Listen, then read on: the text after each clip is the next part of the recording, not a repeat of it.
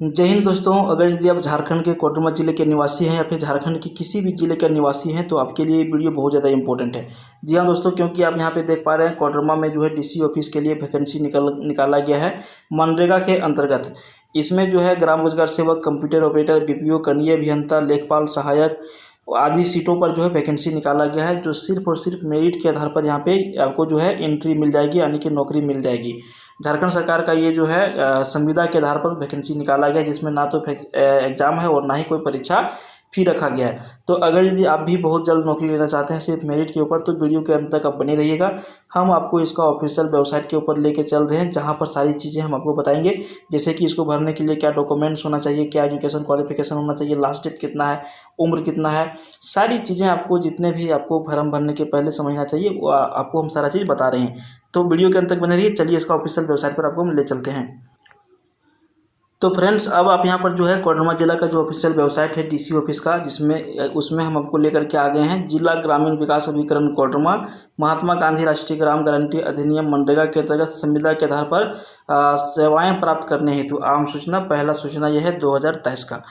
इसमें जो है आपको हम बता दें कि इसमें क्या क्या है। देखिए, तकनीकी सहायक अभियंता के समकक्ष, तकनीकी सहायक कनीय अभियंता के समकक्ष, लेखा सहायक, कंप्यूटर सहायक, ग्राम रोजगार सेवक के पदों पर यहाँ पे नियुक्ति की जानी है।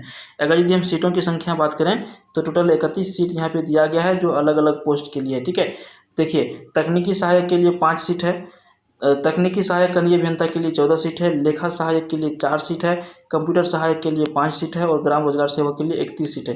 ठीक है, टोटल सीटों की संख्या यहाँ पे ज़्यादा है, टोटल जोड़ना पड़ेगा। ये ग्राम रोजगार सेवक का ही ये जो है 31 है, बाकी सभी को हम लोग जोड़ेंगे तो लगभग यहाँ पे 30, 40, 55, 61 यानी कि लगभग 70 सीट के आसपास यहाँ पर वैकेंसी जो है निकाला गया है। तो इसको भरने के लिए आपका जो है क्या है, एक ऑफिशियल वेबसाइट भी दिया गया है, उसके ऊपर भी जाकर के आप भर सकते हैं, इसका नोटिफिकेशन ले सकते हैं।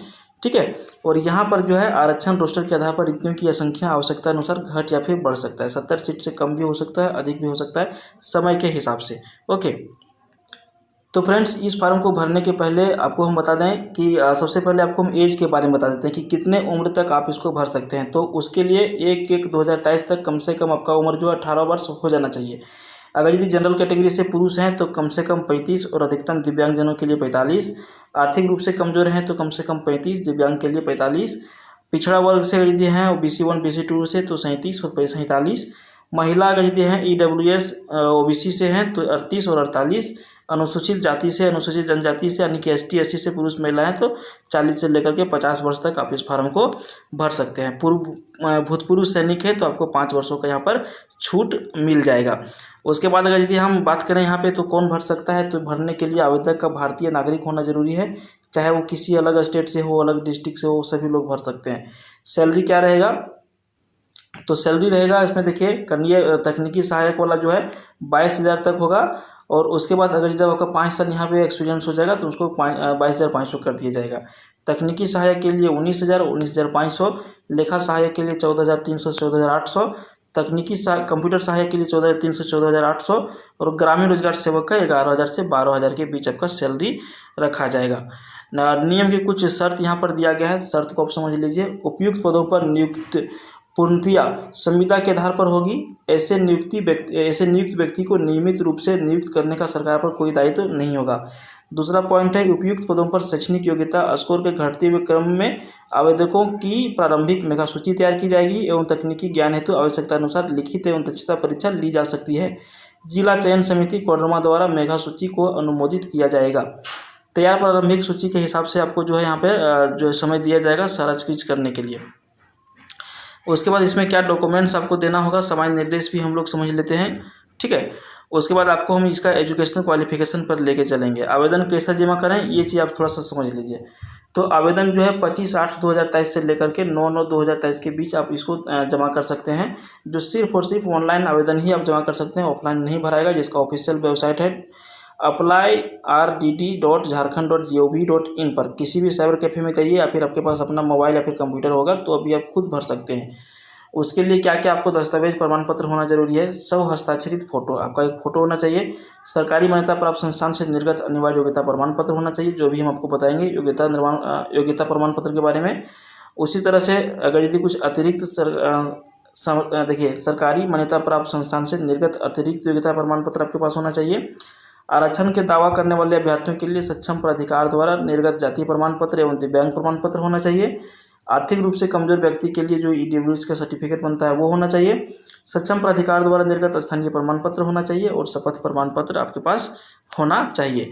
उसके बाद अगर यदि मान के चलिए 5 पोस्ट के लिए यहाँ पे वैकेंसी निकला हुआ, पांचों अलग अलग पोस्ट के लिए फार्म भरना चाहते हैं तो आपको सभी का अलग अलग अलग आवेदन देना होगा। ऐसा नहीं कि आप ग्राम रोजगार सेवक में भरे हैं तो आपका बीपीओ में हो जाएगा, नहीं होगा। तो 5 के लिए अगर यदि भरना चाहते हैं तो पाँचों आपको अलग अलग भरना होगा। ये पहला पॉइंट में दिया हुआ था। उसके बाद दूसरा नंबर में है, इसमें जो है आपको आवेदन ऑनलाइन मांगी गई है, पूर्ण रूप से भरा हुआ होना अनिवार्य है। अगर यदि आप नहीं भरते हैं तो आपका क्या होगा, ऑटोमेटिक रद्द हो जाएगा। उसके बाद इसमें आपको देखिए आधार कार्ड, पहचान पत्र, ड्राइविंग लाइसेंस, पैन कार्ड, चारों में से कोई एक जो है कागज़ आपको सबमिट करना होगा। उसके बाद यहाँ पर निर्धारित तिथि के उपरांत ऑनलाइन आवेदन पत्र पर किसी भी प्रकार का दावा नहीं होगा, यानी कि दावा मान्य नहीं होगा। यदि आप समय के अंतर्गत नहीं भरते हैं तो आपका ये फार्म वैलिड नहीं होगा, ऑटोमेटिक रिजेक्ट हो जाएगा। समझ गए।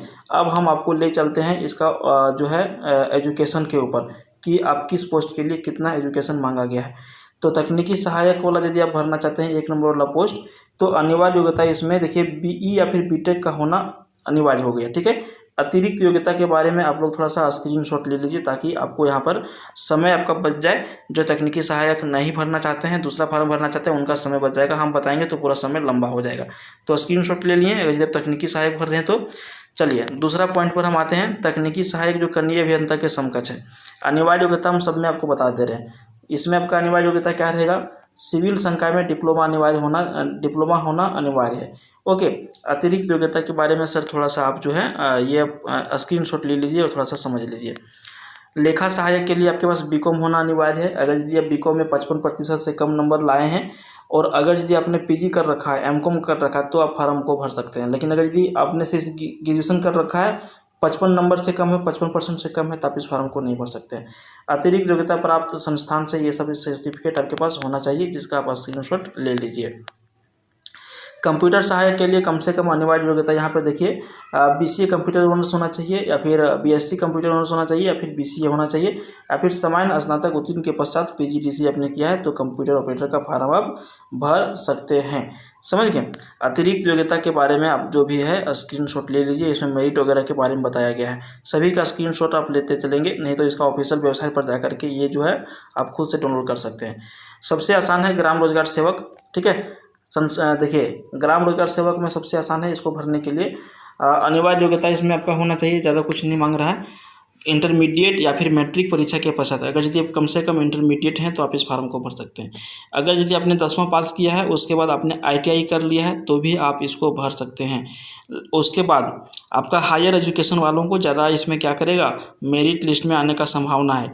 आपने इंटरमीडिएट किया, ग्रेजुएशन किया, पीजी किया, तो जो लोग पीजी किए होंगे सभी लोगों का मार्क्स इसमें जुड़ेगा। तो फिर जो सिर्फ इंटरमीडिएट हैं उनका नहीं जुड़ेगा, यानी कि वो मेरिट में आ नहीं सकते, थोड़ा सा उम्मीद कम रहेगा। अगर यदि कम लोग फार्म भरते हैं तो आपका आने का संभावना ज़्यादा बन जाता है। तो अगर यदि आपने पीजी भी किया है तो आप ग्राम रोजगार सेवक का फार्म जरूर भर लीजिए। ठीक है। इसमें आपको जो है मेरिट में आने का संभावना ज़्यादा रहता है। तो आपको उम्र, सैलरी, एजुकेशन और इसका अंतिम तिथि, ऑफिशियल वेबसाइट, हमने सब कुछ आपको बता दिया है। आप जब भी फार्म को भरने जाएं थोड़ा सा पहले इसके बारे में जांच परख लें, उसके बाद ही फार्म को भरें।